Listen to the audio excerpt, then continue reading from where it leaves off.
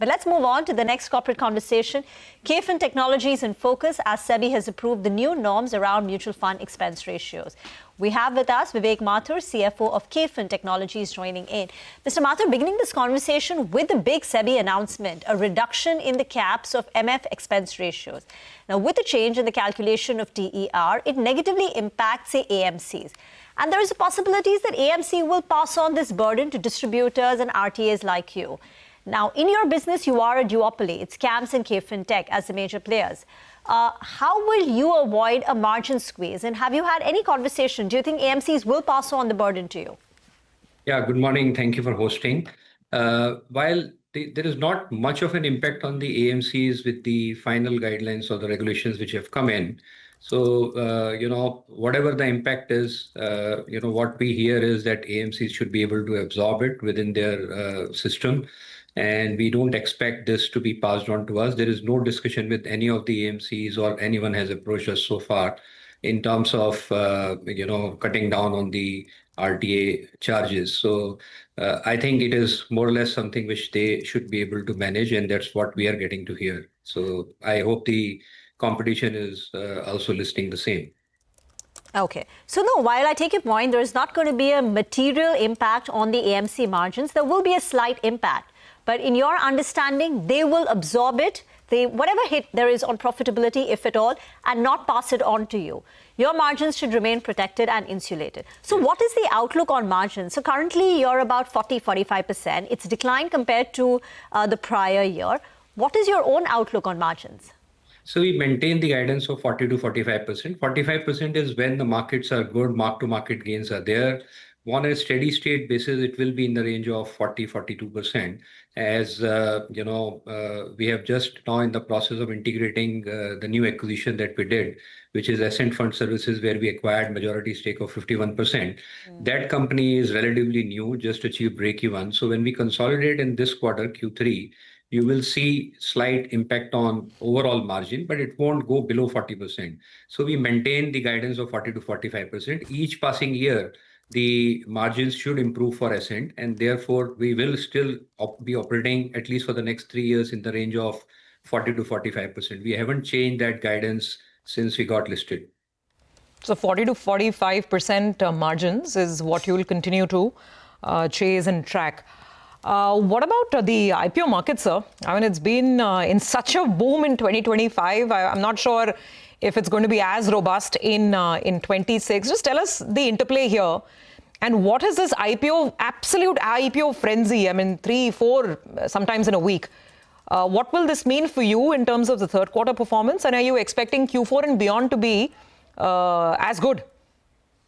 Yeah, as long as, the market is supportive in terms of overall corporate performance and, especially the MSME segment, which has now picked up steam in terms of coming up with IPO. So this is a phase where we are saying, we are seeing not only just large IPOs coming through, there are all sizes of IPOs which are happening, and there is a confidence from the retail community with large number of demat accounts getting, opened up, and there is a large number of participation from the retail investors, and they do encash the listing gains, which is helping in terms of, the churn in the market, in terms of money keep coming in and flowing and then, coming back to the market. So as long as there is appetite and, there is no black swan event, Indian markets continue to remain stable and they keep performing, and, the participants are gaining out of it, including the retail investors.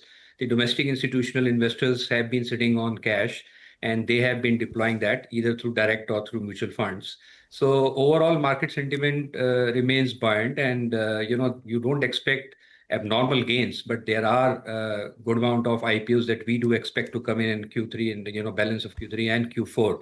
So there is a good lineup that we have of the mandates that we have won, of both the large mandates and the SME mandates. So you will continue to see this traction going on at least for next 3 quarters. So if I were to ask you to sort of try and quantify that, because this has been such a phenomenal year for IPOs, what is the extra contribution to the top line?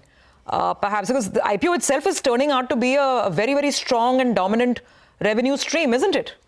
Yeah. So see, we don't charge for taking companies to IPO. It's a very nominal amount that you will charge, a couple of lakh rupees or, a very nominal amount that you charge for going. So our objective is to have recurring stream of revenue through number of folios. So when, a company gets listed, it becomes widely held, and the number of folios is the income. So there are three streams in issuer solutions that we get per folio per annum. So larger the number of folios, larger is the recurring income. Then there are corporate actions like dividend, bonus, rights issue, merger, demerger, splits. So, what you saw in Reliance Jio demerger, Vedanta, HUL ice cream demerger, so all those are additional folios for us, which means recurring revenue goes up. And that is where you see we have been getting a revenue growth of more than 20% year on year in the issuer solutions business. While on a BAU sustainable basis, a 15% growth in issuer solutions is something which is sustainable. We have been seeing abnormal growth of 20-25%, which we believe will continue for some more time till there is stability in terms of number of IPOs which used to come out. Like next quarter we are expecting about 12 to 15 IPO mandates that we have already won to go to market. So we do expect number of folios to go up, but as you would have seen the last quarter, overall number of folios slightly came down because people did make listing gains and sold those shares and then reinvested in new IPOs. So overall, I think the growth of 15% CAGR in revenue in issuer solutions is doable, and number of IPOs will continue to see open market listings. So 15% growth in your issuer solutions, basically, which is the IPO business. Got that. So all things put together, and I'm just to come back to the question that Rima asked on mutual funds, what I heard, behind the scenes is that the hit is going to be shared between distributor and AMCs right now, and obviously brokers have been squeezed as well by almost 2.5 bips. And no one brought up RTAs in those off-air conversations, at least with me. So we'll see how it goes. But all things put together, FY26. How are you likely to end the year in terms of top line growth? So we are expecting a 15% top line growth in the legacy business of issuer solutions and mutual fund, while the international business will grow at 25 to 30%. The domestic AIF business will grow at about 35 to 40%. NPS has been outgrowing, market is growing at 12%, we are growing at 36%. So as a company, it will be anywhere around 15 to 17% kind of a growth.